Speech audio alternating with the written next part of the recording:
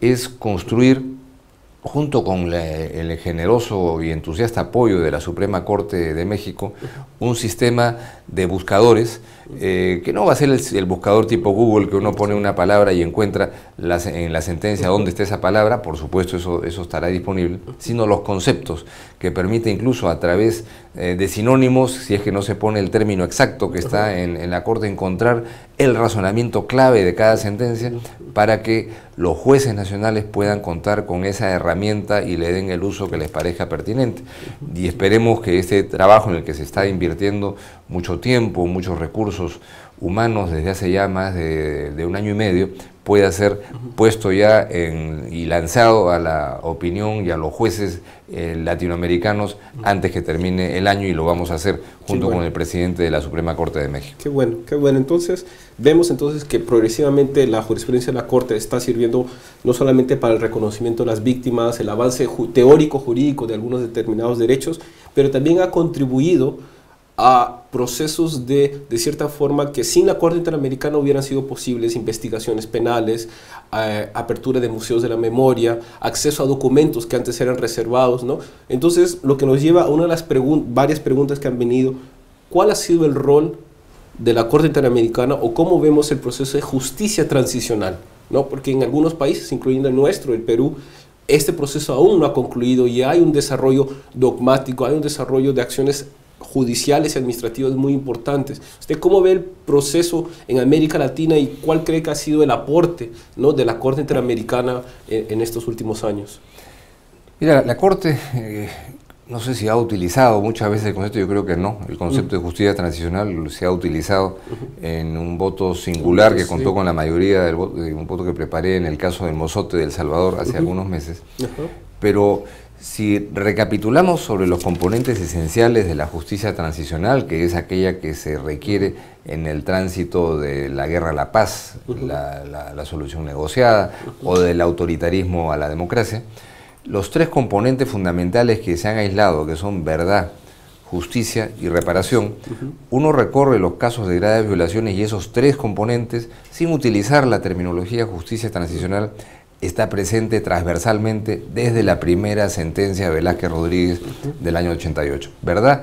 Los hechos tienen que ser conocidos por las familias y por la sociedad. Reparación y, por supuesto, justicia. Entonces, esos conceptos están en la historia de la jurisprudencia de la Corte como ingredientes importantes, y yo creo que ahí hay una especie de yacimiento de conceptos útiles para afinar la justicia transicional en nuestra región. Y naturalmente la pregunta sobre cómo se maneja eso en otras situaciones que la Corte no ha tenido entre manos, más que en un caso, en el caso del Mozote, el tema de las amnistías, indultos y otros en procesos de solución negociada de la guerra a la paz, ¿no?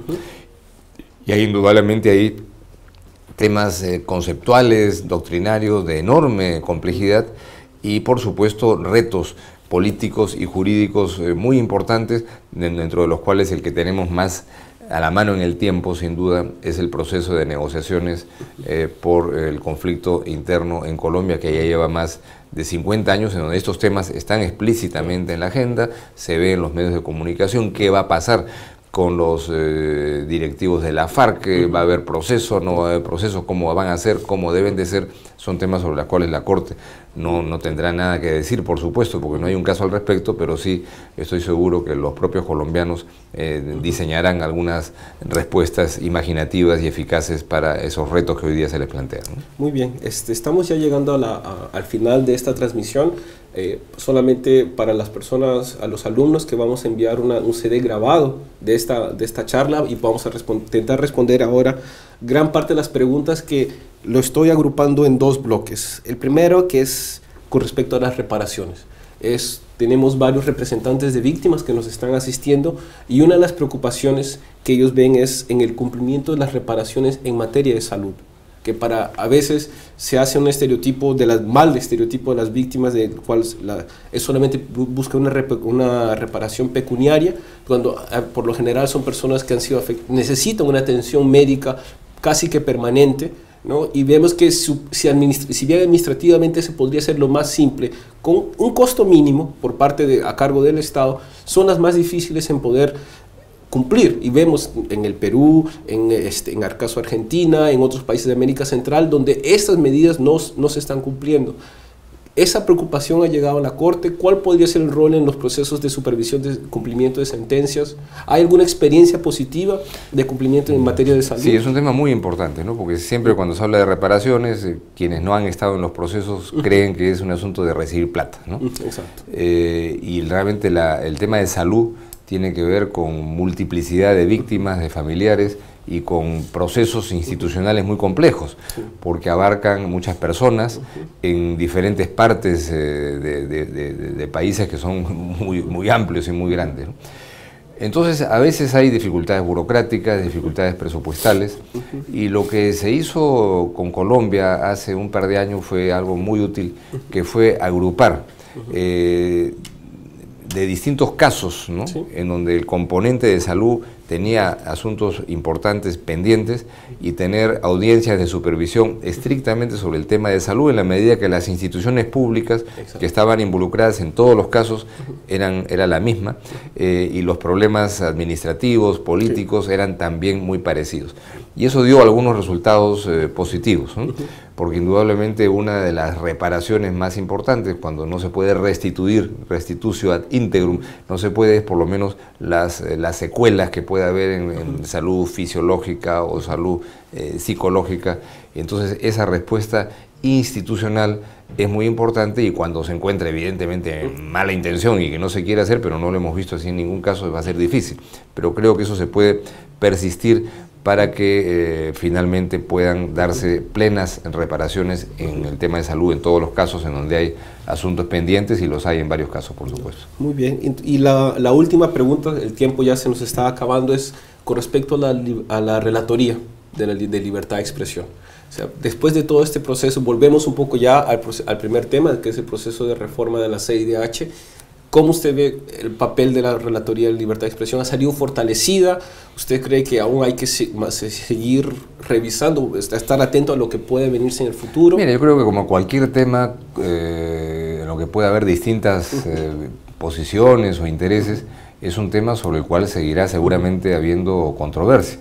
Sin embargo, el resultado es concluyente y definitivo. La relatoría ahí está, ha sido fortalecida, y los temores que había de que iba a ser disuelta, o los prejuicios, creo yo, de que se veía como una maniobra, entre comillas, para disolverla, elevar el peso de las demás relatorías, no tenía sentido, porque yo creo que es muy válido pensar que todos los relatores tienen que recibir respaldo, y no solo uno, y me parece que ese ha sido el espíritu de lo que se acordó en la Asamblea Extraordinaria del 22 de marzo.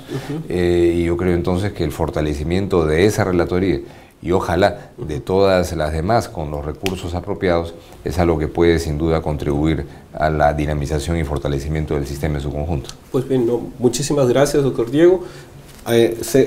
Siguen llegando algunas preguntas que nosotros vamos a enviarlas por correo electrónico. Hablan sobre el denuncias. ¿Por qué no hay opiniones consultivas últimamente por parte de la Corte Interamericana? Pues porque los estados no están presentando solicitudes. Hay una pendiente que se tuvo que suspender a petición de los propios solicitantes, que fueron los países del Mercosur, que se va a dinamizar apenas se regularice la situación de la composición de los miembros del Mercosur con la reincorporación de Paraguay, que se debe producir muy prontamente. ¿Sobre qué tema era? Es sobre el derecho de los niños migrantes. Derecho de los niños migrantes. Bueno, entonces ahí está una de las preguntas que nos habían hecho. Pues bien, nosotros vamos llegando al final de esta transmisión.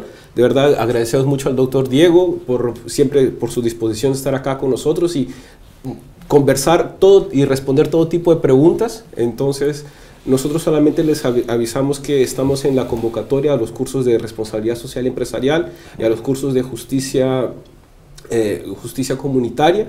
Pueden vernos en la página web de la Comisión Andina de Juristas y también en el Facebook.